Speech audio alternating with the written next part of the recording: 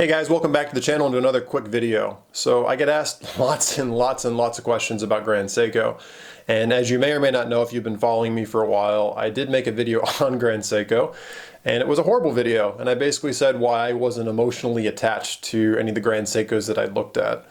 My personal hangups aside, Grand Seiko makes some incredible watches, and I do know that a lot of you guys out there aren't really sure what to make of them. So I want to make a quick little video about why I think that they're not overrated and that they're amazing watches and that you guys should really take a look at them. So for those of you that don't know, Grand Seiko's been around, I believe, since about 1960 when the first model came out. And Grand Seiko was basically created to become the ultimate wristwatch. You know, they were built with the idea of having, basically the watch that defined durability and precision and legibility and basically just the wristwatch totally refined. Not for pomp and circumstance and fanfare and for showing off, but what is the basic essence of a wristwatch done perfectly? What is something that can be used every day, that is precise, that is well made, and is perfectly serviceable and usable by the wearer, and that it meets all the needs of basic timekeeping and legibility.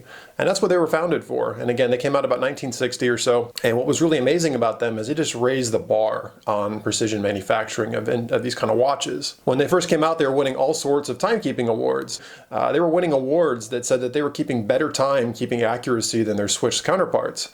And even today, Seiko takes pride in actually testing their watches to a greater standard than base, COC specifications. Their watches, Grand Seikos, are tested over 17 days, and they're tested in a variety of different temperature and positions above and beyond what a COC specification would call for on a generic Swiss watch. So they pride themselves on taking it that much further into their durability testing and making sure that their timekeeping is accurate through the most crazy of conditions. So what makes Grand Seiko special is really that kind of key philosophy of making the perfect wristwatch. And again, they're not meant to be these crazy status symbols. They're meant to be watchmaking refined to the point of being perfection. They do everything in-house. There's actually a place called Shizuki Ishi, and I'm probably slaughtering the pronunciation there, where about 70 people or so actually work on these mechanical movements. And that means everything, not just the assembly, but the design, the manufacture of the components, the finishing, the assembly, the adjustments, everything is done in-house. And I believe the manufacturing team is about 10 or so people. I forget exact off the top of my head, but it kind of emphasizes that these are made in very small batches, and there's a lot of hands-on that's involved in making these pieces. These aren't run-of-the-mill generic high production watches. These are handmade works of art. There is some CNC machining, of course, for some of the basic components, but all the components are hand finished. We're talking about the bridges and the plates. It's a level of hand touching and hand detail that is not so common in today's current watchmaking world. And because they do everything in-house, they make everything in-house. We're talking even like hair springs and balance springs. I mean, that is almost unknown in today's age. Almost every watch manufacturer outsources these from other locations since they're so hard and difficult to make. But Seiko does all of this in-house. And they've just mastered every part of a watch movement. So Seiko has their high beat series, which is what I'm personally a fan of. They run at about 36,000 beats.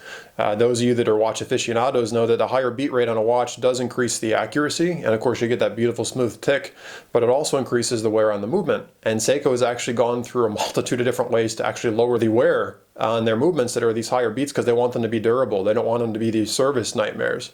And they've come up with technologies like the spring drive, which marries the accuracy of a quartz crystal and the finesse and old school craftsmanship of a mechanical movement. And so you kind of get the best of both worlds. You get this mechanical movement that's beating to a quartz jewel. So you get the mechanical movement with the quartz timekeeping accuracy.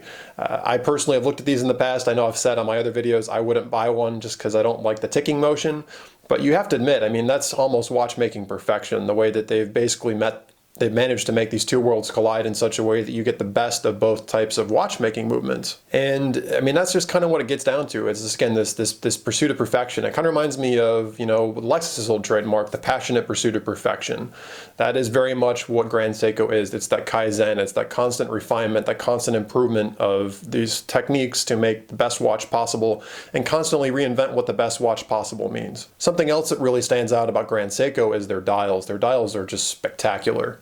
If you take a look at the Grand Seiko Snowflake, for example, the texture, that like rice paper type of texture on the dial is just something you don't see in the sub $10,000 range. The dials, the Starburst dials, the Grand Seiko dials in general, they're exceptional for their price points. You're not going to see a dial like that on a Breitling, and a Omega, or a Rolex. They're little bits of works of art. and they have that little bit of personality. I mean, a Grand Seiko is not going to be ostentatious. It's not going to be, a piece for status. It's something that if you just love watches, you love horology, and you want the best of refinement and the best of Seiko's practices and their interpretation of how to make the perfect wristwatch, that's what Grand Seiko is all about. And it's the craftsmanship of the dials, it's the hand finishing of the bridge and the plates and the levers, it's the constant belief and that the wristwatch can always be improved and there's always a better way to do it. And that's why Grand Seiko isn't overrated, they're really underrated.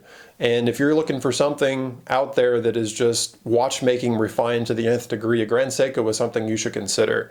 You wouldn't want to consider one of these if you're overly concerned with resale value. Grand Seiko's kind of been weak in that area. Or if you're really concerned about status, because aside from our watch nerds like us, nobody really cares about them. But if you like under the radar, high quality, high craftsmanship, classic watchmaking, Grand Seiko is an awesome, awesome choice, and I would highly recommend them. So hopefully you guys learned a bit about Grand Seiko in this video. Thanks so much for tuning in.